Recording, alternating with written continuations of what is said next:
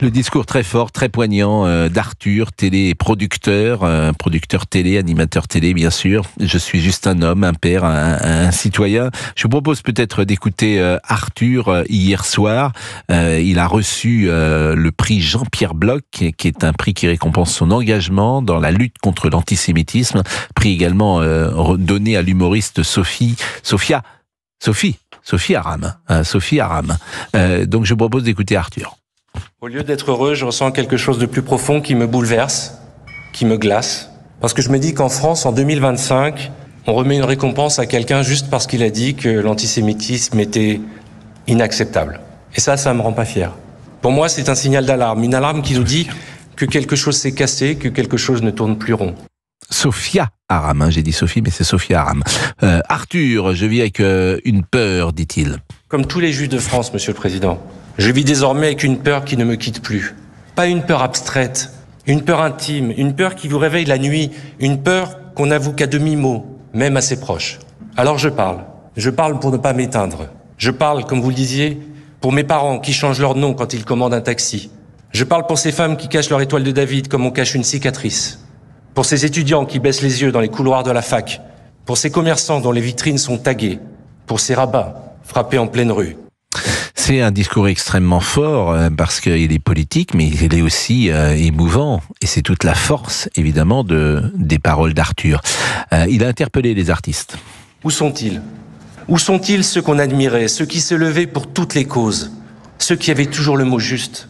Les artistes, les penseurs, les humanistes, les féministes, les grandes voix. Les amis d'hier, aujourd'hui si silencieux, ou pire, flous, tièdes, ambigus. Ce silence, ce n'est pas de la douleur. C'est pire que de la douleur. C'est un abandon. Et puis, il y a également cette profession de foi, je ne me tairai pas. Et pendant que, parfois, la République hésite, la haine, elle avance. Elle s'installe. Elle prend ses aises. Elle ne rase plus les murs. Elle les peint. Elle les signe. Je ne suis pas du tout un héros. Je suis juste un homme, un père, un citoyen, un Français, un Juif. Et tant qu'il me restera une voix, je ne me tairai pas, je ne m'excuserai pas, je ne reculerai pas. Merci à tous. Arthur, hier soir à l'Élysée, on marque une pause. Appelé au standard. Bonjour Natacha, avant de vous donner la parole, je vous propose d'écouter le président Emmanuel Macron qui a parlé du poison antisémite et c'était hier, je le rappelle, à l'occasion du prix décerné à Sophia Aram mais également à Arthur, le prix Jean-Pierre Bloch qui récompense l'engagement dans la lutte contre l'antisémitisme. Le poison antisémite n'est constitué que d'un seul ingrédient, la haine. Et quelle que soit l'expression que prend l'antisémitisme, religieuse, sociale ou raciale, elle n'est que le produit de la haine.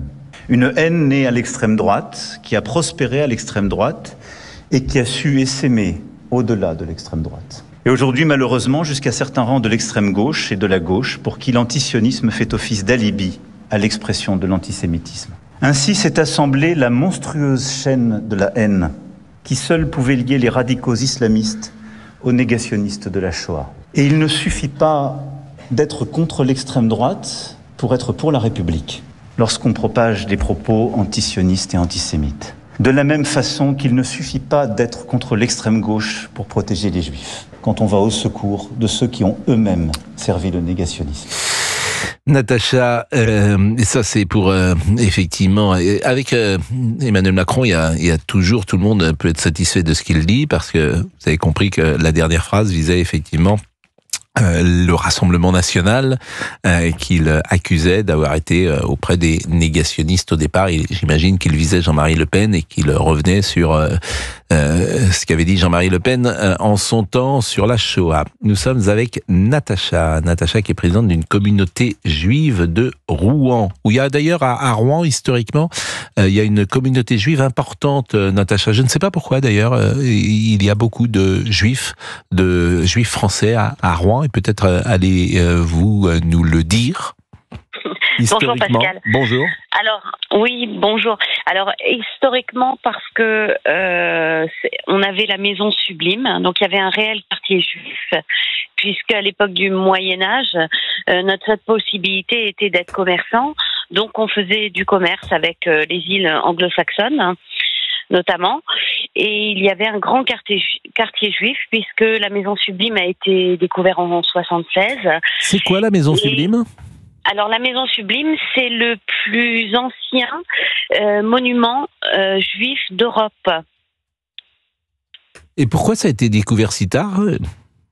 Alors, en fait, donc il y avait un quartier juif et on a voulu à nouveau exterminer les Juifs quand ils ont pris un peu trop d'ampleur puisqu'ils commerçaient et ils faisaient des prêts.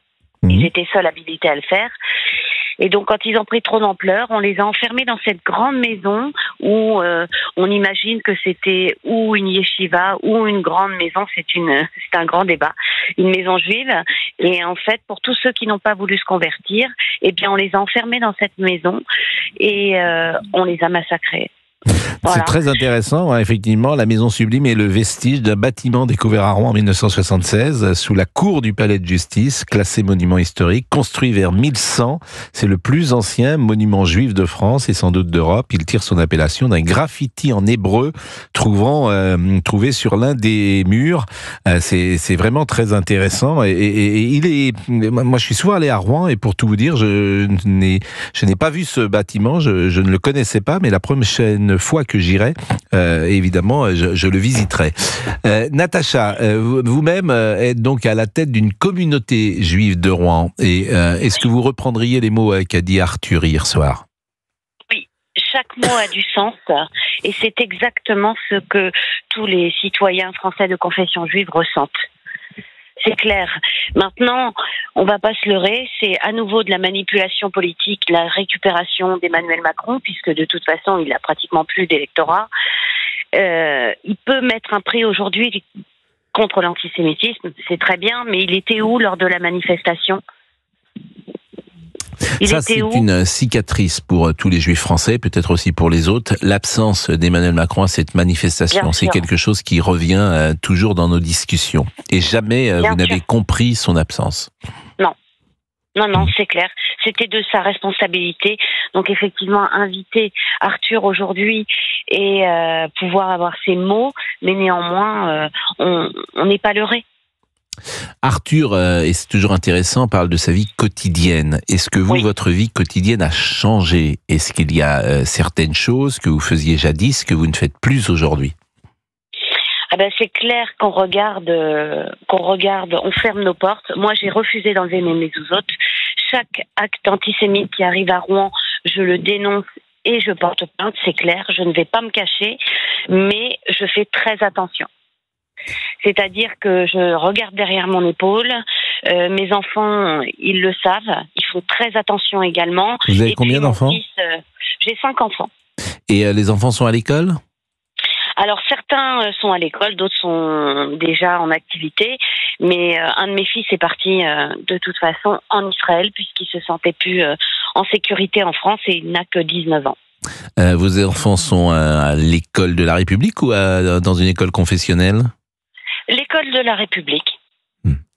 Donc évidemment, leurs petits camarades peuvent savoir qu'ils sont juifs, et ils ne s'en cachent pas, j'imagine, et est-ce qu'ils ont été inquiétés, ou en tout cas parfois insultés, ou est-ce qu'il y a eu ce genre d'action, ou est-ce qu'au contraire tout s'est bien passé ? Alors pour Nathan qui est parti, il a été exfiltré de son lycée, puisque il avait été menacé. Des drapeaux palestiniens avaient été mis dans sa classe. Il a été évidemment insulté. Nathan, c'est votre garçon qui est parti à 19 ans, c'est lui ? Nathan qui est parti en Israël. Il tire son étoile de David. Il est dans l'école de la République, donc dans la région rouennaise, mais il enlève son étoile de David. Mais ce qui est intéressant d'ailleurs, les prénoms sont très intéressants. Dans les années 30, 40, 50, les Juifs qui étaient en insécurité ne choisissaient pas de prénom biblique. Et ils s'appelaient Jean-Claude, Jean-Philippe, que sais-je.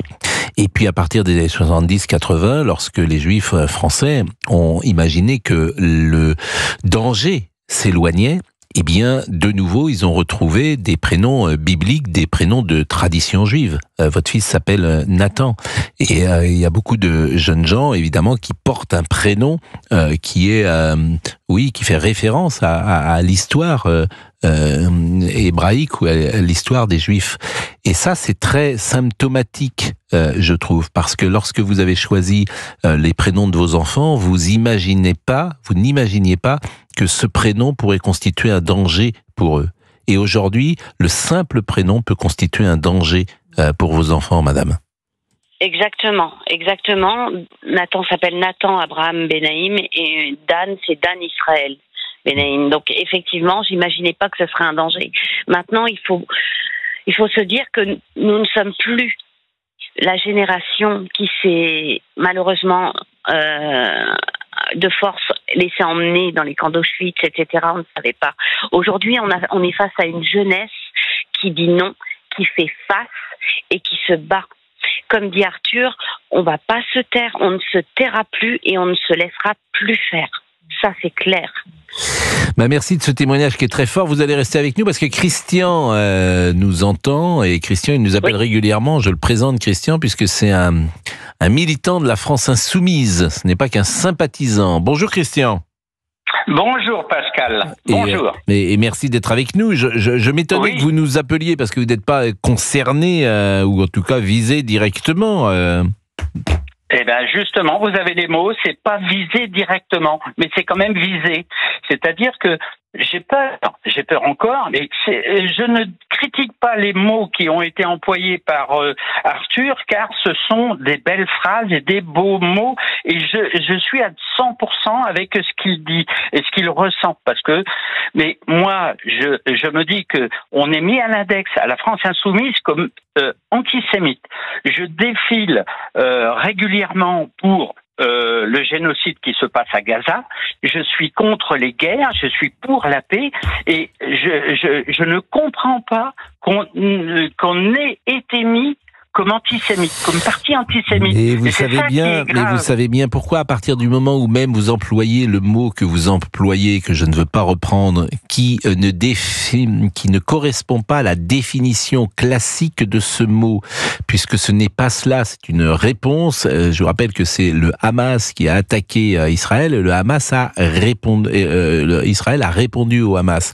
Et vous traduisez ça par un autre mot. Donc forcément, il y a...